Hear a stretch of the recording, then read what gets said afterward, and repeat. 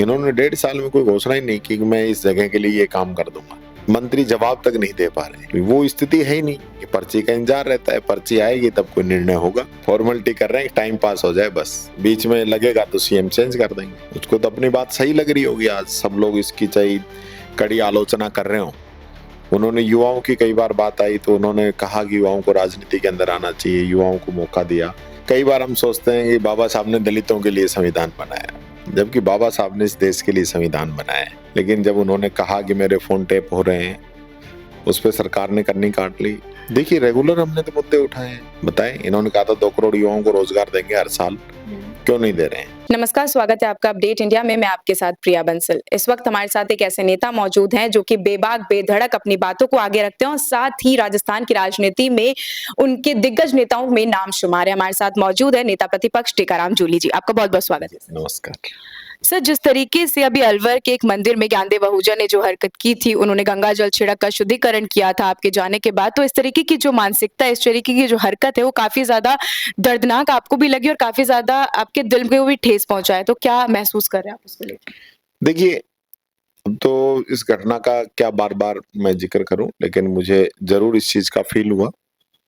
मेरे अपने लोगों को फील हुआ, समाज के लोगों को फील हुआ, छत्तीस बिरादरी को फील हुआ। सब लोगों ने मुझे बात की, सपोर्ट किया। और विशेष रूप से हमारी पार्टी के राष्ट्रीय अध्यक्ष मल्लिकार्जुन खड़गे साहब और आदरणीय एलओपी लोकसभा राहुल गांधी जी ने जब इस बात का जिक्र किया, उन्होंने मेरे से पूछा और मेरे कंधे पे हाथ रखा, तो मैं समझता हूँ मुझे जो पीड़ा हुई थी वो कहीं ना कहीं उससे दूर होती नजर आई।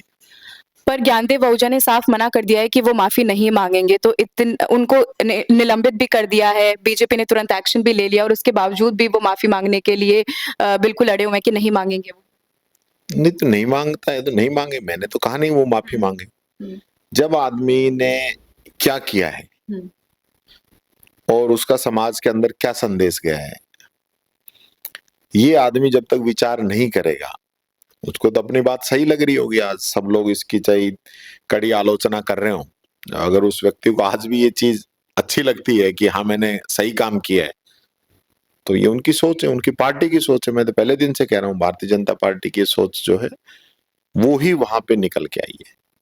पर जिस तरीके से राहुल गांधी ने आपका साथ दिया, उन्होंने भरे मंच पर अधिवेशन के दौरान भी आपको ढूंढते हुए नजर आए, आपकी कई बार बात कही उन्होंने, तो कहीं ना कहीं वो आप राजस्थान के आप एक नेता हैं, काफी बड़े दिग्गज नेता हैं, और जिस तरीके से भी राहुल गांधी राजस्थान के नेताओं से बात करते हुए नजर आ रहे हैं, उनको पूछते हुए नजर आ रहे हैं, वो एक अलग ही फील आपको दे रहा होगा।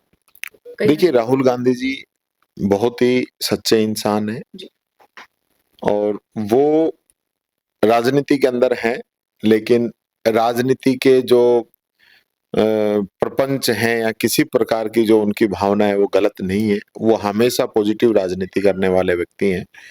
हमेशा उनकी जो सोच है वो चाहे दलित हो, पिछड़ा हो, किसान हो, युवा हो, मजदूर हो, महिला हो, व्यापारी हो, सबका उन्होंने हमेशा अपने भाषण के अंदर, अपनी स्पीच के अंदर, कांग्रेस की नीतियों के अंदर ध्यान रखा है। अभी व्यापारियों की बात करें तो छोटे व्यापारी जिस प्रकार से नोटबंदी और जीएसटी के बाद में प्रताड़ित हुए, उन्होंने कई बार इस बात को अपने माध्यम से कहा। उन्होंने युवाओं की कई बार बात आई तो उन्होंने कहा कि युवाओं को राजनीति के अंदर आना चाहिए, युवाओं को मौका दिया। पार्टी का जो उदयपुर डिक्लेरेशन है उसके अंदर कहा कि हम युवाओं को मौका देंगे। तो एक सोच उस व्यक्ति की सोर है कि वो देश को बहुत आगे लेके जाना चाहते हैं। और आपने देखा होगा अभी जब ये कोविड आया, कोविड से पहले राहुल गांधी जी ने बता दिया था कि ऐसी महामारी आने वाली है, आपको लॉकडाउन लगाना चाहिए, लेकिन उनकी बात पे ध्यान नहीं दिया गया। लगातार जो है वो जो एडवांस में जो बात कहते हैं, चाहे वो महंगाई को लेकर कहा हो, चाहे जीएसटी को लेकर कहा हो, चाहे नोटबंदी को लेकर कहा हो, वो सारी बातें बाद में सच साबित हुई है। पर अभी 2 दिन बाद अंबेडकर जयंती है और दलितों के भगवान भी माने जाते हैं अंबेडकर साहब। तो जिस तरीके से अभी आप भी उनका जीता जाता सबूत हैं कि आपके जो हरकत हुई थी, ज्ञानदेव आहूजा ने जो हरकत की थी, उसके बावजूद मतलब राजस्थान में इस तरीके की हरकत सामने आती रही है और पहले भी दलितों के साथ अपमान और इस तरीके की हरकत हुई है, तो कब थमेगी ये सब हरकतें? देखिए, यही बात है कि सबसे पहले तो मैं कहना चाहूंगा, कई बार हम सोचते हैं कि बाबा साहब ने दलितों के लिए संविधान बनाया, जबकि बाबा साहब ने इस देश के लिए संविधान बनाया है।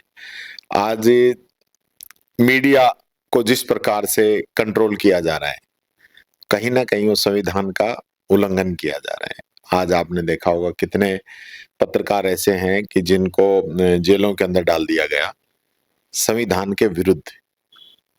तो वो संविधान उस पत्रकार को भी सपोर्ट करता है।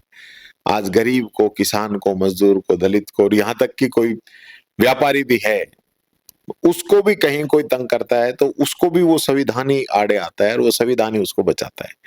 तो संविधान का मतलब पूरे देश के सब नागरिकों के लिए, सभी जाति, सभी धर्म, सभी बिरादरी, सबके लिए संविधान लागू किया। दुनिया का सबसे बड़ा संविधान और सबको ध्यान में रखती है और विशेष रूप से जो पिछड़े हैं, चाहे वो किसी भी जाति का हो, पिछड़ा जो है उसको आगे लाने के लिए, महिलाओं को आगे लाने के लिए संविधान के अंदर जो प्रावधान किए गए, जिसकी वजह से देश तरक्की कर रहा है, देश आगे आ रहा है, सब लोग आगे आ रहे हैं। लेकिन फिर भी जैसे भारतीय जनता पार्टी जैसी पार्टी जो है, जिसके लोगों की सोच है, जिनकी मानसिकता है कि दलित है, पिछड़ा है, वो आगे नहीं आना चाहिए, तो वो सोच कहीं न कहीं आपको बीच-बीच में झलकती होगी। चाहे इनका घोषणा पत्र हो, इनका एजेंडा हो, इनकी सरकार के काम करने का तरीका हो। अभी हाल ही के दिनों पहले ही 2 दिन पहले ही खातीपुरा सिरसी रोड पर जेडीए ने अतिक्रमण को हटाने के लिए बड़ी कार्रवाई की है। वहाँ पर गोपाल शर्मा भी विधायक मौजूद थे। उनका कहना है कि ब्यूरोक्रेसी हमारी बात नहीं सुन रही है, ब्यूरोक्रेसी बहुत ज़्यादा हावी है। हम लोगों ने अधिकारियों से बातचीत करी, अधिकारी बात नहीं सुन रहे और ऐसे पहले भी जवाहर सिंह बेडम ने भी ये बात कही थी। तो कहीं न कहीं बीजेपी सरकार के ऊपर हावी हो रही है ब्यूरोक्रेसी। देखिए 100% पूरी सरकार का 1.5 साल हो गया, कोई इकबाल नहीं है, कोई मुख्यमंत्री आज तक एक बात कहने की स्थिति में नहीं है कि मैं ये काम कर दूँगा। हुँ। ये मुख्यमंत्री जब नहीं कह सकता तो पब्लिक कहाँ से कहेगी? एमएलए का कौन-सा नंबर पड़ेगा? आज तक जितने भी सीएम हुए, मंत्री हुए, कहीं जाते हैं, प्रोग्राम में जाते हैं, तो कुछ ना कुछ देख के आते हैं, गाँव की डिमांड होती है, कहीं कॉलेज है, कहीं तहसील है, कहीं पंचायत समिति है, कहीं पुलिस थाना है, कहीं स्कूल है, अलग-अलग प्रकार की डिमांड आती है, कहीं बिजली के जीएसएस की आती है, मुख्यमंत्री घोषणा करके आते हैं।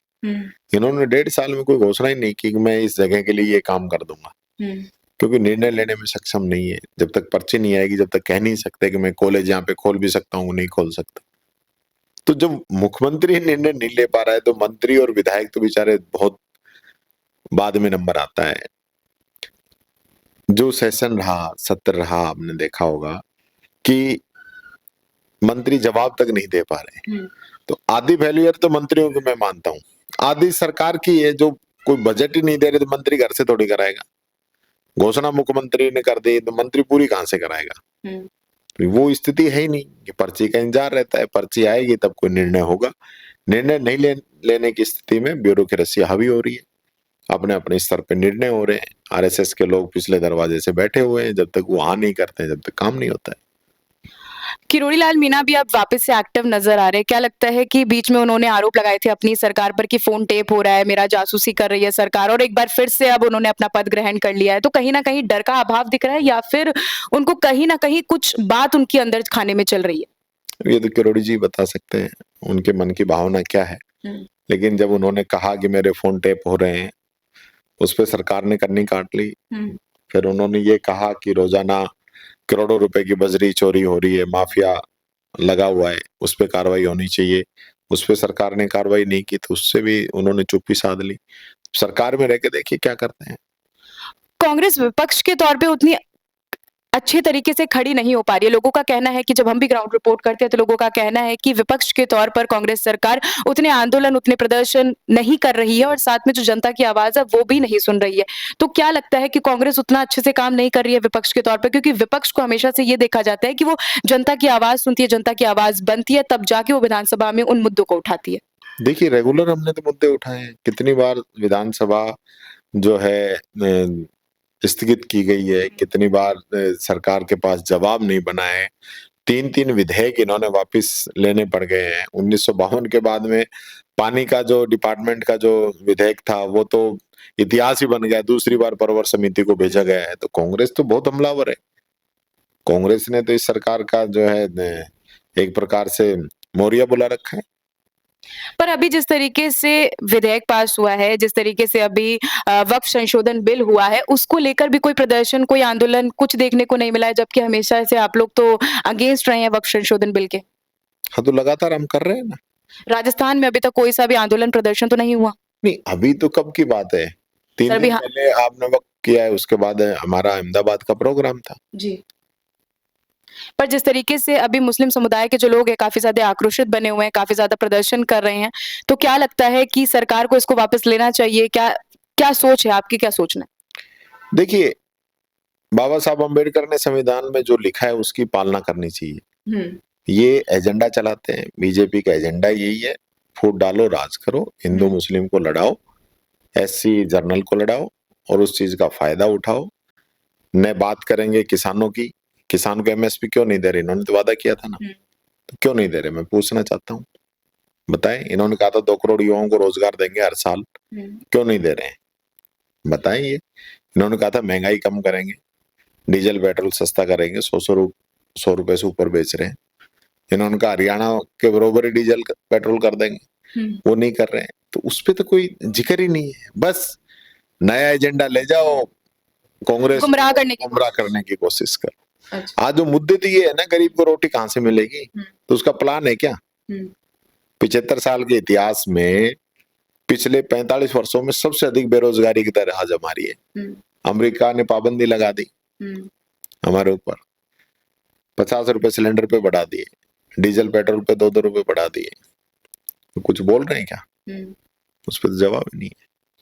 अभी रा चोरी, लूट, डकैती, क्राइम बढ़ता जा रहा है, कोई नहीं बोल रहा है। अभी हाल ही के दिन पहले ही राहुल गांधी ने सीडब्ल्यूसी की मीटिंग हुई थी, उसमें कहा था कि ओबीसी वोट बैंक जो है हमसे कहीं न कहीं छटकता जा रहा है। राहुल गांधी जी चाहते हैं कि एससी, एसटी, ओबीसी या गरीब उन सबको उनका हक मिले, उनका अधिकार मिले। रिजर्वेशन को बढ़ाने की जरूरत पड़े तो रिजर्वेशन भी बढ़ाया जाए, सब लोगों को मजबूती से जो आगे लेके आने का काम किया जाए। तो राहुल गांधी जी सही कह रहे हैं। राहुल गांधी ने एक और बात भी कही, उन्होंने कहा था कि कांग्रेस रेस के घोड़े मैं शादी के उसमें उतार देती है और शादी के जो घोड़े होते हैं वो रेस के घोड़े में उतार देती है। कांग्रेस को खुद को नहीं पता वो क्या करना चाह रही है, तो खुद ही अपनी पार्टी से वो नाराज है कहीं न कहीं, अपने विधायकों से, नेताओं से। कोई नाराज नहीं है। क्योंकि जिस तरीके से उन्होंने टिप्पणी दी है। हर चीज के अलग-अलग मायने होते हैं, किस संदर्भ में क्या बात कही है। आपको क्या लगता है कि इसका क्या पहलू हो सकता है? नहीं, राहुल गांधी जी एकदम क्लियर है, कोई कमी होती है तो उसको बोलते हैं, लेकिन कई बातों को बीजेपी अपने एक एजेंडे के तहत उनको गुमराह करके चलाने का काम करती है, जो कि मैं समझता हूँ वो बातें चलने वाली नहीं है, अब जनता सब जान चुकी है। एक आखिरी प्रश्न आपसे लेना चाहेंगे, क्योंकि एसआई भर्ती परीक्षा को लेकर काफ़ी आंदोलित हैं, युवा प्रदर्शन कर रहे हैं। क्या लगता है कि एसआई भर्ती परीक्षा कब तक रद्द हो जाएगी? किरोड़ी जी से पूछो। किरोड़ी लाल मीणा तो आश्वासन देते आए हैं। आपको क्या लगता है विपक्ष के तौर पर और कितनी मजबूती प्रदान कर पाएँगे आप उन युवाओं को? मैं युवाओं के साथ हूँ, मैंने तो उस समय विधानसभा में भी कहा था और आज भी कह रहा हूँ कि इसको ये पूरा जब इतने लोग आपने अरेस्ट कर लिए और फिर भी आप नहीं मान रहे कि भई ये भर्ती रद्द होनी चाहिए। तो ये हालत है इस सरकार की, तो ये सरकार का कोई इकबाल नहीं है। चुनावों के समय पे तो काफ़ी सारे वादे भी किए थे बीजेपी सरकार ने, और अब क्या लगता है उन वादों पर नहीं उतर रही है बीजेपी सरकार? वादों का जिक्र ही मत करो। ये तो फॉर्मेलिटी कर रहे हैं, टाइम पास हो जाए बस। बीच में लगेगा तो सीएम चेंज कर देंगे। तो क्या लगता है सीएम चेंज कर देंगे? हाँ, जिस प्रकार की राजस्थान के अंदर सरकार की हालत खराब है, तो इसको बचाने के लिए कहीं न कहीं लास्ट में सीएम बदल के काम चलाएँगे। अच्छा। हाँ, काम क्या है? सरकार का काम क्या है? किया क्या है 1.5 साल में, ये तो बताना पड़ेगा ना। चुनाव के समय तो 5 साल का बताना पड़ेगा। अभी 1.5 साल हो गए हैं कार्यकाल को, तो नाम बदला ऐसे बदल देंगे यहाँ भी। ठीक।